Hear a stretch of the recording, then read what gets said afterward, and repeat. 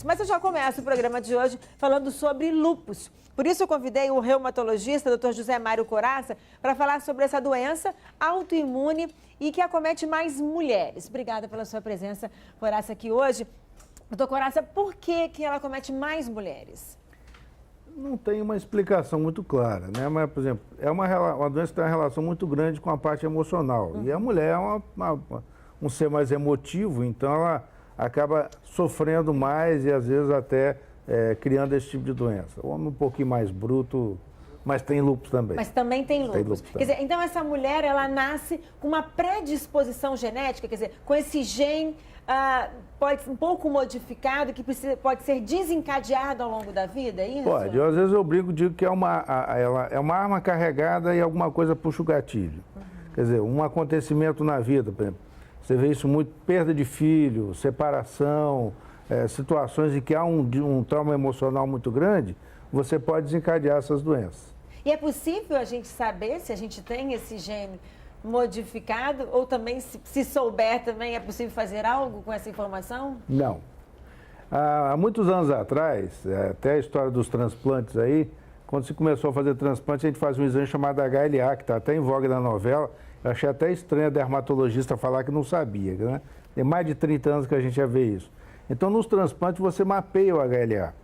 E a gente achava, há 30 anos atrás, que os nossos filhos poderiam nascer e você hoje mapear, como estão mapeando o DNA, mapear o HLA e determinar as doenças. Mas se mostrou que tem muita variação genética, muita variação racial.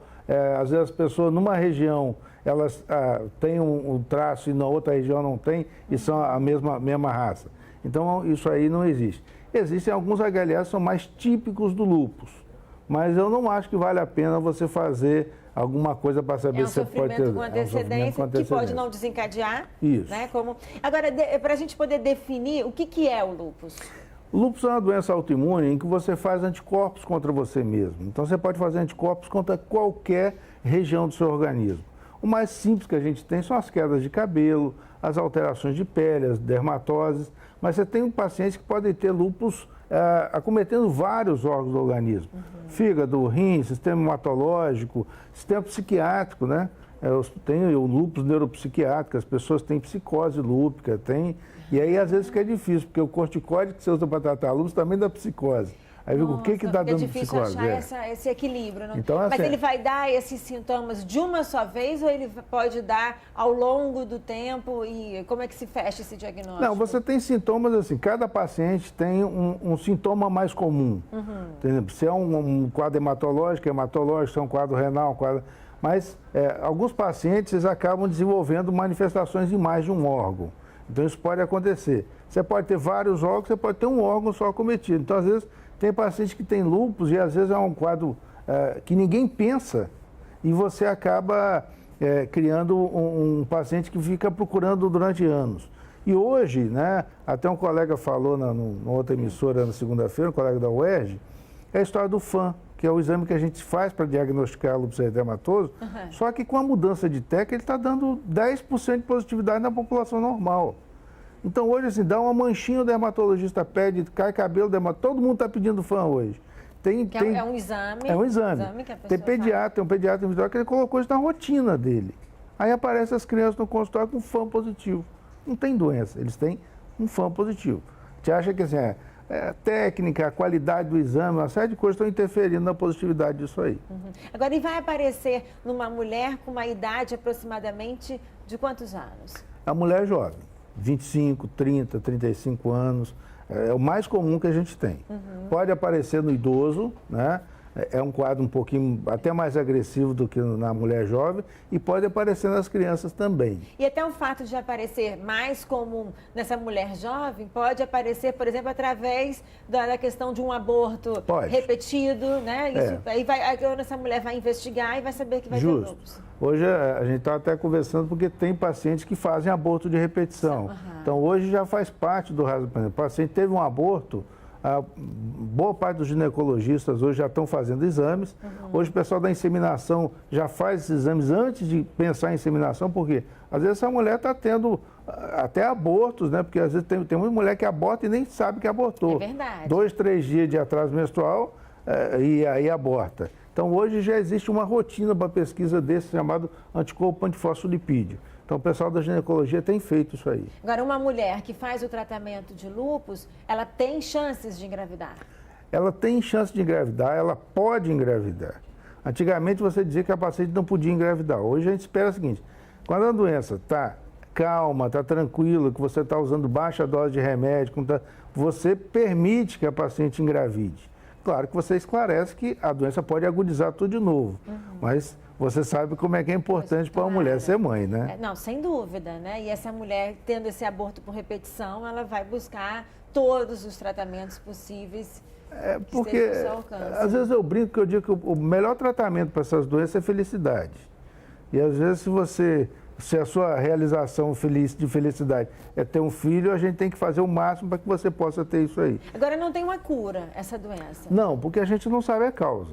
Né? Então vai ter um controle para o resto da vida. Vai ter um controle. Tem pacientes que podem ficar assintomáticos, tem pacientes que podem ficar sem medicação. Eu tenho vários pacientes que eu já não vejo há um bom tempo. Tenho notícias deles que estão bem. Às vezes, não sei quem mandou vir aqui porque eu sou cuidador. E como é que é? Não, está bem. Eles podem ter surtos? Pode ter surtos. Você pode ter doenças assim, extremamente graves, extremamente, até fatal, em questão de meses, em questão de anos, como você pode ter pacientes que vão carregar isso durante décadas. Muito bem, obrigado. Olha, então não tem como dizer uma expectativa de vida desse paciente? Vai depender de cada caso? Não.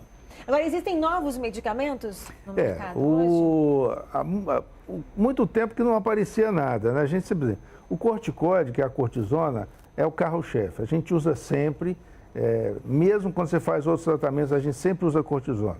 Dá todos os efeitos colaterais que muita gente conhece. E o que a gente tinha no mercado eram os imunossupressores, e agora está saindo um medicamento que a gente chama de biológico, né? Igual tem para tratar artrite reumatoide, que já estava no mercado europeu e americano há algum tempo e agora está começando a entrar no mercado brasileiro. Mas ainda ele tem limitação de custo, porque ele é bastante caro. Mas tem uma boa aceitação nas pesquisas, nos estudos? Fora daqui o pessoal tem usado com resultado muito bom. Agora, não é cura, é um tratamento como qualquer outro, é mais uma opção terapêutica. Tem uma pergunta aqui da Gisele, de Carapina Grande. Ela está com muita queda de cabelo. Ela pergunta se pode ser um sintoma do lúpus. Pode, mas a primeira coisa que ela tem que pesquisar é a parte de ferro, vitamina, uma série de uso de produtos no cabelo. E ela corre o risco de até ter um diagnóstico, porque esse fã, o dermatologista pede o fã e o fã fica positivo, não é nada. Então, por exemplo, esse paciente você tem que juntar uma série de fatores para você fazer um diagnóstico. Possível é. Neide da Serra, a deficiência de ferro, aí ela coloca assim, eu posso perguntar também se é assim que vai perguntar. Pode desenvolver lúpus? Não. Não, acho que pode ser o quê? Um sintoma? Não. A deficiência de ferro dá queda de cabelo. É muito comum, depois de gravidez, a mulher ter queda de cabelo. Por quê? Porque teve a gravidez, teve a amamentação e ela, às vezes, entra em carência de ferro.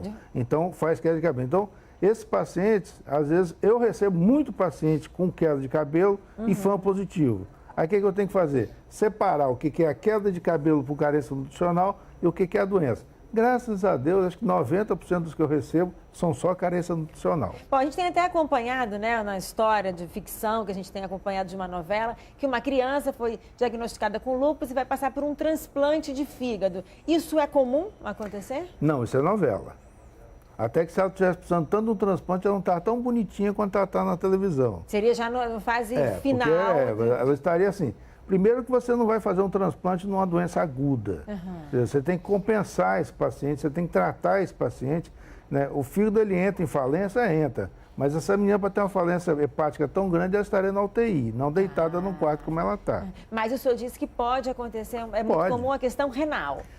O lúpus é uma doença que ela dá um acometimento renal muito grande e renal crônico a longo prazo. Então, por exemplo, boa parte dos pacientes podem chegar a fazer diálise, a fazer transplante, e isso acontece com bastante frequência. Isso ao longo do tempo, não isso algo ao longo imediato? Do tempo. Não. Isso, às vezes, eu até brinco que, às vezes, eu falo assim, eu fico feliz quando o paciente chega a uma situação dessa, por quê? Porque, às vezes, essa doença leva 10, 20, 30 anos para chegar numa fase dessa. E, às vezes, quer dizer, se você, às vezes, tenta intervir muito, tenta ser muito agressivo, às vezes, querer resolver o problema, você, em vez de melhorar, você piora. Porque hoje o que a gente vê, o que mais mata paciente com lúpus é a infecção. E a infecção desencadeada principalmente por quê? Porque os remédios que a gente usa são extremamente agressivos do sistema imunológico.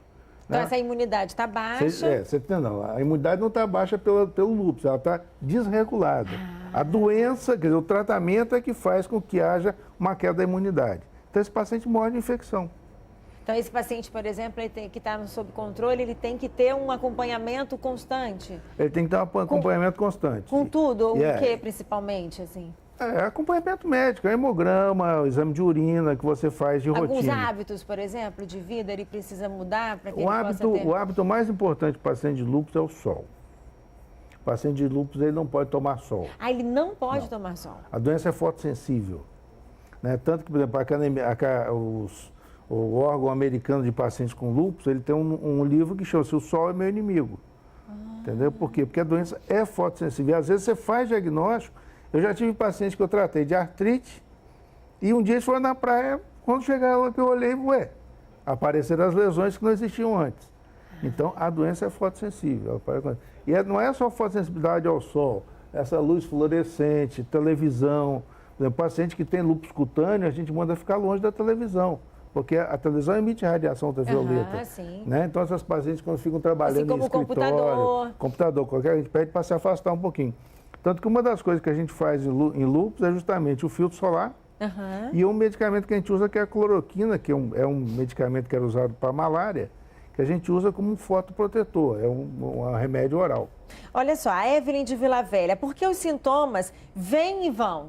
Eles aparecem e desaparecem? Dê graças a Deus. Que às vezes pode vir e ficar. E aí isso é um problema, isso que você perguntou, pode ter surto? Pode. Pode ficar muito tempo assintomático, inclusive sem tratamento? Pode. Eu tenho pacientes que estão sem uso de medicamento. Ou então estão com uma dose assim, quase que fisiológica do corticoide. Isso pode acontecer.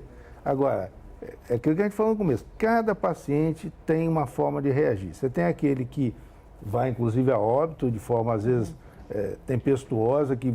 Em 6 meses, né? Em 6 meses, já tive paciente assim. Você faz tudo que é possível e não consegue reverter. E você tem aquele outro que vai, faz tratamento, volta, troca de médico e vai levando a vida. Bom, só para a gente poder encerrar, acho que assim, né, uma doença que a gente nasce com esse gene, que pode desencadear uma prevenção. Em ser feliz. Ser feliz. Infelizmente, você não tem a prevenção. Quer dizer, você não sabe uma causa, então você não tem como Você não tem como mapear quem vai ter ou não vai ter doença. Você pode ter numa família 2, 3 irmãs e fazer a tipagem de HLA. Elas todas têm a mesma tipagem e uma fazer doença e as outras não. Como em outras doenças acontece isso também. Essas explicações, infelizmente, a gente não tem ainda. É viver bem a vida. Infelizmente, todas essas doenças autoimunes envolvendo pele, as doenças reumáticas, doenças intestinais, doenças pulmonares que são autoimunes, infelizmente elas estão ficando cada vez mais frequentes, cada vez mais comuns no dia a dia. A gente acha que é só porque estão tendo acesso a médico, não. Eles estão ficando mais doentes mesmo. A doença está acontecendo com muito mais frequência. Então fica aí já um alerta pra gente, né? Doutor Coraça, obrigada, tá? Por ter vindo. É sempre um prazer recebê-la aqui no programa. E parabéns. Obrigada.